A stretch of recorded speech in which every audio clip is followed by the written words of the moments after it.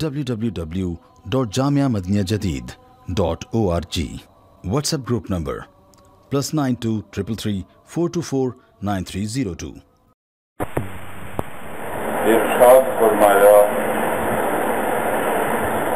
مفاتیح الجنت شہادت ان لا الہ الا اللہ. جنت کی کنجیاں اس شہادت میں ہیں، لا الہ الا اللہ کی شہادت میں ہیں.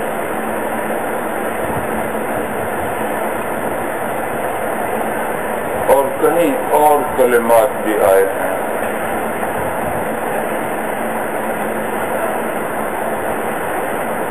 اس میں یہ ہے کہ لا الہ الا اللہ مفتاح الجنہ، یہ جنت کی کنجی.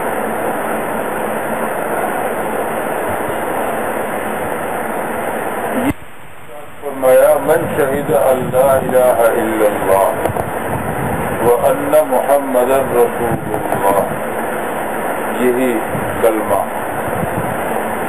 اشہد ان لا الہ الا اللہ واشہد ان محمد رسول اللہ، یا لا الہ الا اللہ محمد رسول اللہ حرم اللہ علیہ النار، اللہ تعالیٰ اس پر آگ حرام کر دیتے. ارشاد فرمایا کہ دو چیزیں ایسی ہیں سنتان موجبتان، دو چیزیں ایسی ہیں جو لازمی کر ڈالتی ہیں. وہ کون سی ہیں؟ ایک صحابی نے دریافت کی کہ مل موجبتان یا رسول اللہ. ارشاد فرمایا کہ من مات یشرک باللہ شیئا دخل النار، جو آدمی اللہ کے ساتھ کسی کو شریک مانتا ہوا مرا وہ آگ میں جائے. تو گویا واجب ہو گئی آگ. وَمَن مَّاتَ لَا يُشْرِكُ بِاللَّهِ شَيْئًا دَخَلَ الْجَنَّةَ، اور جس کی موت اس طرح ہو کہ اللہ کے ساتھ کسی کو شریک نہیں کر رہا، صفات میں بھی ذات میں بھی، دو خدا مان رہا ہے نہ خدا جیسی صفت کسی کی مان رہا ہے، تو دخل الجنہ، وہ جنت میں جائے. اس کے لیے جنت واجب ہو گئی ہے. تو اللہ تعالیٰ پر واجب تو کچھ بھی نہیں ہوتا، کیونکہ سب کچھ اس کا ہے. اور جب سب چیز اپنی ہے تو پھر آپ کے ذمہ کوئی چیز واجب نہیں. آپ کا قلم ہے، دل چاہے آپ جیب میں رکھیں اور دل چاہے قلم دان میں رکھیں. نہ جیب میں رکھنا واجب ہے نہ قلم دان میں رکھنا واجب ہے. اور دل چاہے لکھیں اور دل چاہے بند کر کے رکھ دیں. دل چاہے روشنائی بھریں اور نہ دل چاہے تو دھو کے رکھ دیں. تو اپنی چیز میں کوئی چیز واجب نہیں ہوتی، اپنی مرضی چلتی. لیکن اللہ کا یہ احسان ہے کہ اس نے یہ کلمات استعمال فرمانے کی اجازت دی کہ میرے ذمہ یہ ہے، میرا وعدہ یہ ہے، مجھ پر یہ واجب ہے. یہ کلمات استعمال کرنے کی اجازت دی اس نے، یہ اس کا کرم ہے. رہا وجوب نہیں.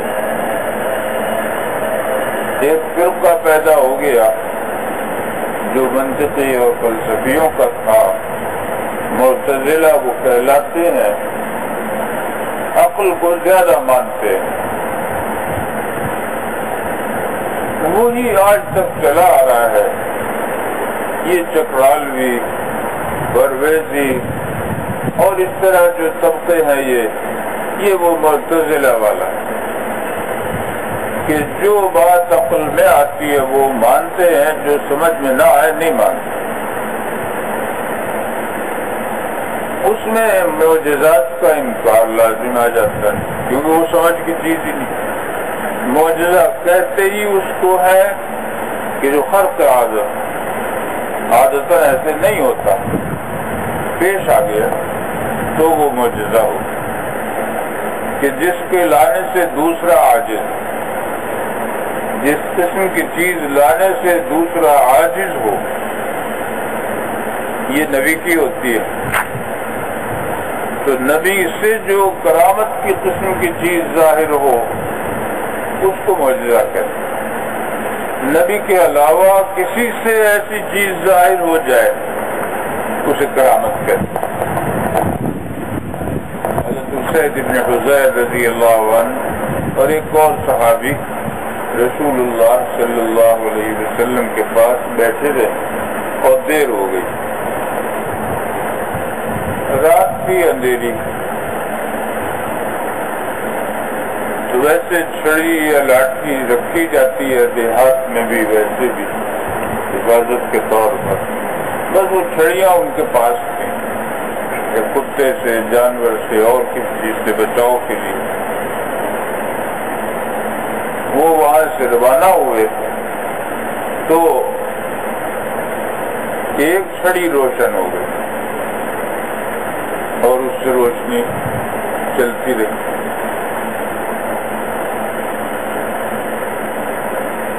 آگے چل کر ایسا آتا تھا کہ راستہ الگ الگ ہو گیا، دونوں ایسی جگہ آ گئے. تو جہاں راستہ الگ الگ ہوا وہاں دوسری چھڑی میں بھی روشنی پیدا ہو گئی. انہوں نے آقا نامدار صلی اللہ علیہ وسلم سے ذکر کیا. تو یہ چیز جو کسی متبع سنت سے ظاہر ہو اس کو کرامت کہتے ہیں. اگر وہ اتباع سنت اور اتباع شریعت نہیں کر رہا اور اس سے اس قسم کی چیز ظاہر ہو جائے وہ کرامت نہیں کہلاتی، اس کا نام استدراج ہے اور وہ بہت ترقی بھی نہیں کر سکتا ہے. روحانی ترقی تو بالکل مسدود ہو جاتی ہے، تماشوں میں لگ جاتا ہے. یہ کسی کو دکھایا، کسی کو وہ دکھایا. تو آقا نامدار صلی اللہ علیہ وسلم کی سنت پر چلتے ہوئے جو چیز حاصل ہو جائے ایسی جو خرق عادت ہو وہ. اب خرق عادت کی بات میں کر رہا تھا کہ ایک طبقہ ایسا ہے کہ جو خرق عادت چیزیں مانتا ہی نہیں، ان کا انکار کر دیتے ہیں کہ یہ باتیں غلط. اب وہ قرآن میں آ گئی، قرآن پاک میں آئی ہوئی چیز کا انکار کیسے ہو؟ تو قرآن پاک میں آئی ہوئی چیزوں میں انہوں نے ترجمے میں رد و بدل کر.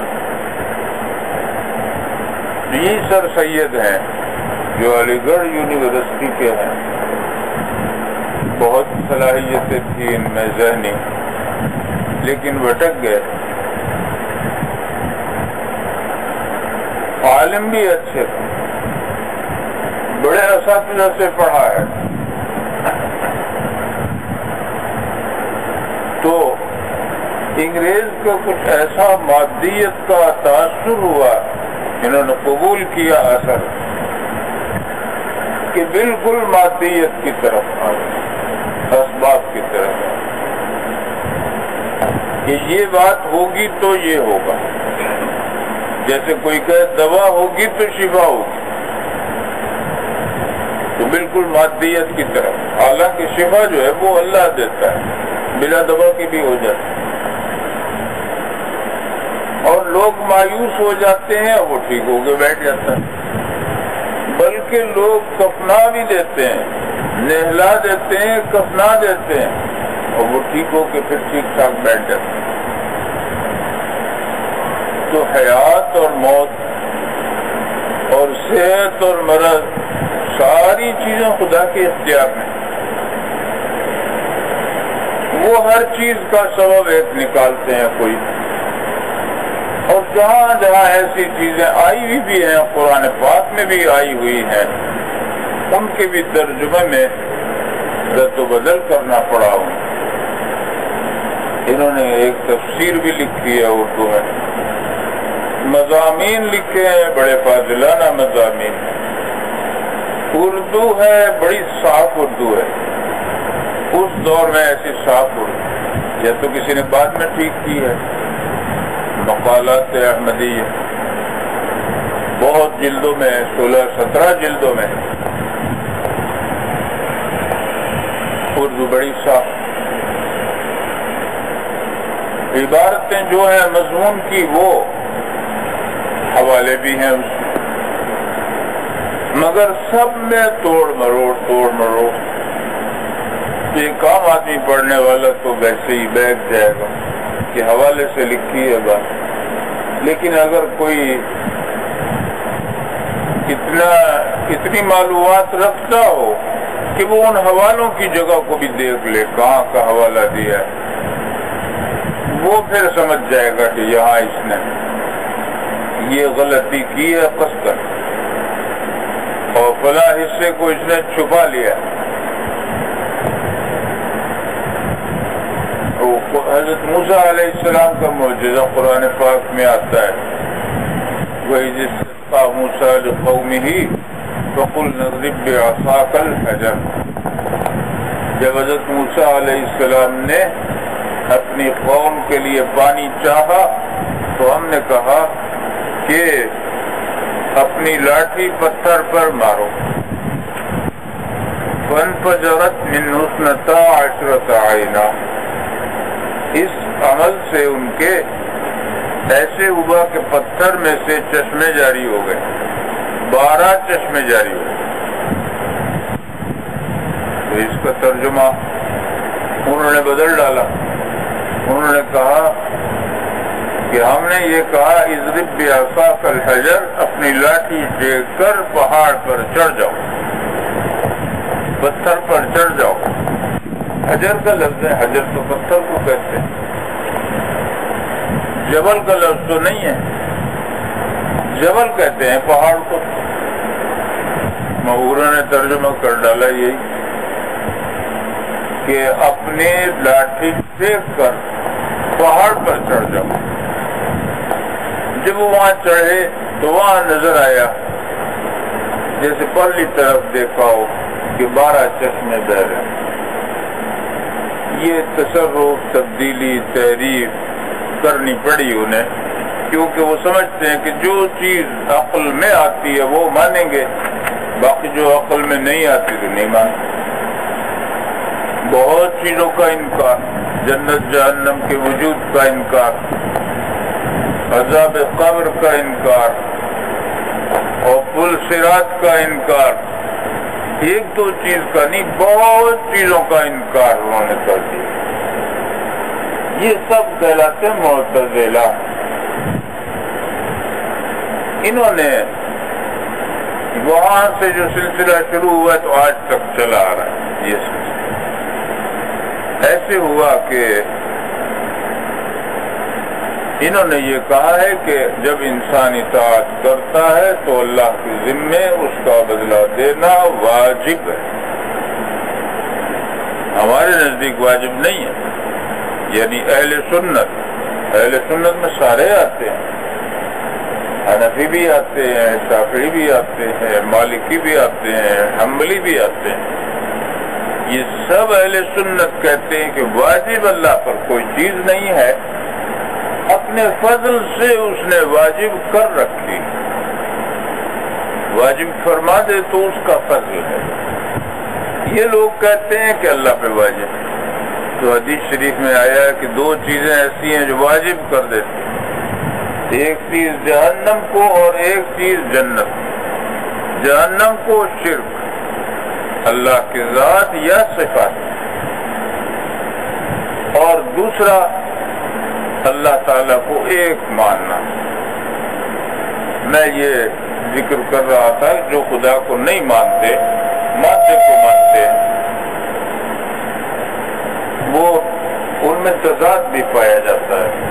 آپ اگر غور کریں تو وہ کہتے ہیں کہ کوئی چیز بلا سبب نہیں ہوتی، بلکہ وہ خدا کی نفی پر جو سبق پڑھاتے ہیں اسکولوں میں اور اس میں پڑھاتے رہے ہیں، وہ اسی طرح کہ بھوکا رکھتے ہیں، کہتے ہیں اللہ سے کہو کہ وہ دے دو. مطلب یہ ہے کہ خدا تو نہیں دیتا، تم کرو گے تو ملے گا. اس طرح لاتے ہیں ذہن. تو چائے آ جائے یہ کبھی نہیں ہوگا، بناؤ گے پکاؤ گے پھر آئے گی. اسی طرح ارادہ کرو اور خود بخود ہنڈیا پک جائے، یہ بھی نہیں ہوتا. بہت کچھ کرنا پڑتا ہے پھر تیار ہو.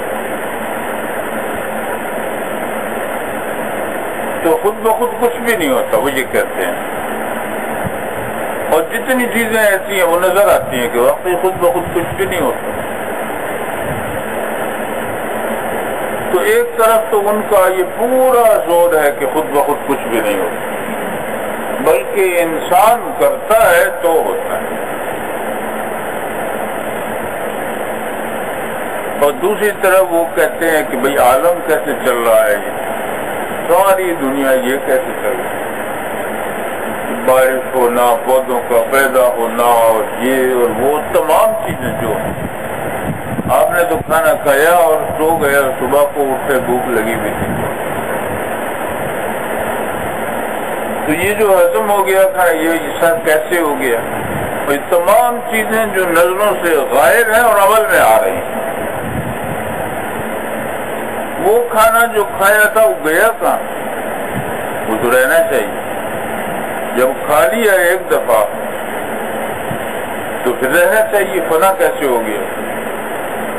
تو فنا کا عمل ویسے جاری ہے ہر وقت، اسی لیے دوبارہ کھانا پڑتا ہے. پانی فنا کا عمل جاری ہے، پینا پڑتا ہے.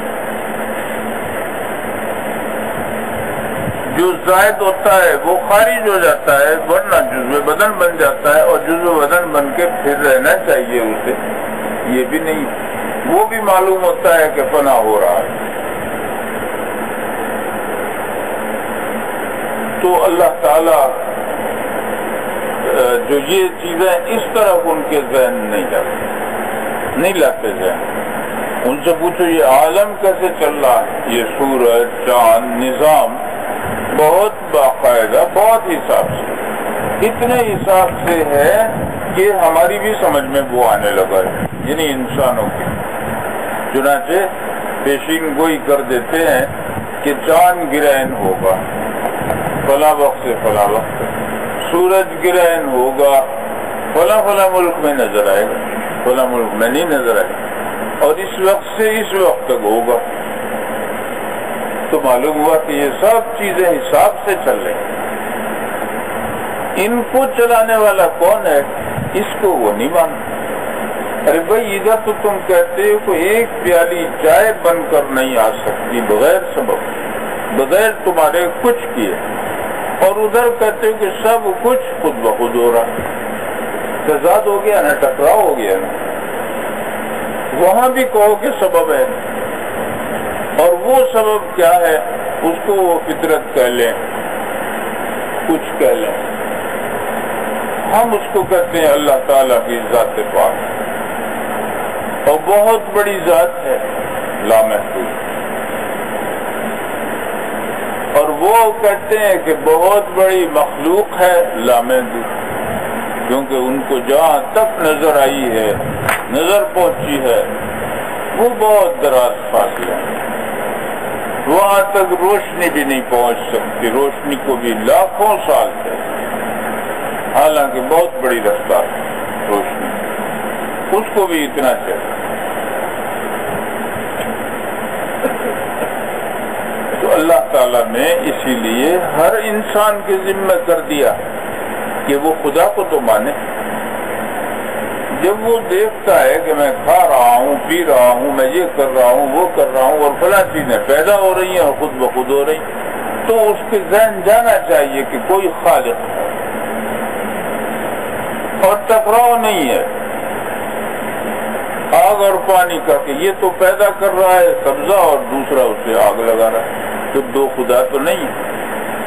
جو سبزہ پیدا فرما رہا ہے سبزہ ہو رہا ہے، خشک سالی ہو رہی ہے خشک سالی چل رہی ہے، جو نظام چاہتا ہے وہ چلتا ہے اور سب دیکھتے ہیں۔ کوئی ٹکراؤ نہیں ہے کہ ایک پودا آپ نے لگایا وہ اچھا خاصا ہو گیا، دوسرا کوئی آیا اس نے جلا دیا وہ، تو خیال ہو کہ بھائی کوئی دو ہیں تصرف کرنے والے، یہ بات نہیں ہے۔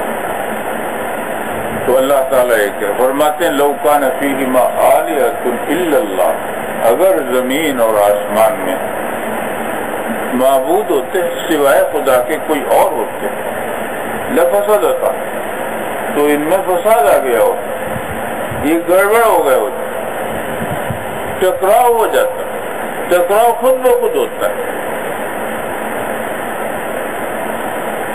تو یہ بات ہے ہی نہیں، معلوم ہوا خدا ایک، اس کی ذات ایک، اور یہ کمیونسٹوں کے دلائل خود ان کی دلیل سے ٹوٹ جاتے ہیں کہ جب یہ کہتے ہیں کہ سب کچھ سبب سے ہوتا ہے تو عالم کیسے چل رہا ہے؟ اسے کیوں نہیں کہتے کہ سبب سے چل رہا ہے؟ اسے کیوں نہیں کہتے کہ کوئی چلانے والا ہے، مدبر ہے، تدبیر دیتا ہے ان کے باقاعدہ ان کا طریقہ۔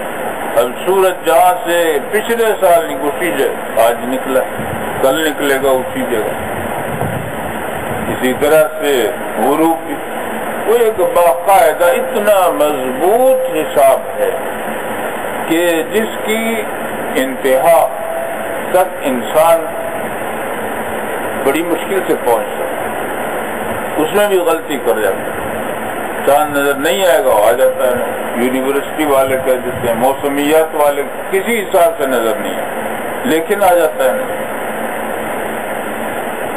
تو حق تعالیٰ کی قدرت اور حساب اس کے مطابق انسان نکالتا ہے، انسان سے غلطی ہوتی ہے اور اس کے مطابق پھر قواعد نکالنے پڑتے ہیں کہ فلاں جگہ ہم سے غلطی ہوئی۔ تو اللہ تعالیٰ کی ذات پاک کے ماننے کے سب مکلف ہیں، کیونکہ جس کو عقل دی ہے اس کے پاس اللہ نے دو چیزیں رکھ دی، یعنی فرشتہ بھی جو اسے الہام کرتا ہے کہ تو غور کر، یہ اگر کہیں بالکل جنگل میں پیدا ہوا ہے، بھیڑیے نے پالا ہے اسے، وہاں بھی وہ فرشتہ اس کے ذہن میں ڈالے گا کہ خالق کی طرف توجہ کر، غور کر۔ اگر اس نے نہیں کیا غور تو اس کا قصور، بھیجا جو گیا ہے اسے وہ دارالامتحان میں ہی بھیجا گیا ہے۔ اب دوسری طرف ایک اور فرقہ پیدا ہو گیا، اسی سے گمراہ ہو گیا کہ جو اللہ کا کلمہ پڑھ لے تو اس کے بعد جو چاہے کرتا رہے، کسی چیز سے نقصان نہیں ہوگا۔ ان کے بالکل مد مقابل ہے معتزلہ کے اور خوارج کے، وہ یہ سمجھے، اس سے غلطی فہمی میں پڑ گئے کہ جو توحید کا اقرار کر لے، رسالت کا اقرار کر لے، وہ جو چاہے کرتا رہے، کچھ نقصان نہیں ہو، یہ بھی غلط ہے۔ صحیح چیز وہ ہے جو اہل سنت کہتے ہیں کہ کلمہ بھی پڑھے، خدا کو بھی ایک مانے، بلا شریک کے، صفات اور ذات دونوں میں سے کسی میں کوئی شریک نہیں ہوتا، اور اعمال صالحہ بھی کرے اور خدا سے اس کی رحمت کی امید رکھے کہ میرے یہ عمل اس کے یہاں قبول ہو گئے ہوں گے، مجھے یہ امید ہے، بے خوف نہ ہو، کیونکہ وہ تو غنی ہے، نہ قبول کرے تو کچھ بھی نہ قبول کرے، اور قبول فرمانا چاہے تو وہ رحیم ہے، وہ تھوڑی سی چیز کو قبول فرما لے، تھوڑی سی چیز کو بہت بڑا بنا دے، تھوڑی سی چیز پہ سب کچھ معاف کر دے، تو وہ رحمتوں والا بھی ہے، رؤوف بھی ہے، بخشنے والا ہے، غفور بھی ہے، عیبوں کو چھپانے والا ہے، غفور، غفار، ستار، بہت صفات، وہ یہ تو گویا بالکل بے خوف ہو جانا کلمہ پڑھ کر یہ گمراہی ہے. تو اہل سنت نے کہا کہ یہ بھی کرے نیکیاں بھی کرے اور پھر بھی خدا کی رحمت پر نظر رکھے. اللہ تعالی ہم سب کو صحیح عقائد پر قائم رکھے اور اللہ تعالی ہم سب کو ایمان کے ساتھ دنیا سے اٹھائے اور آخرت میں رسول اللہ صلی اللہ علیہ وسلم کے ساتھ نصیب کرے.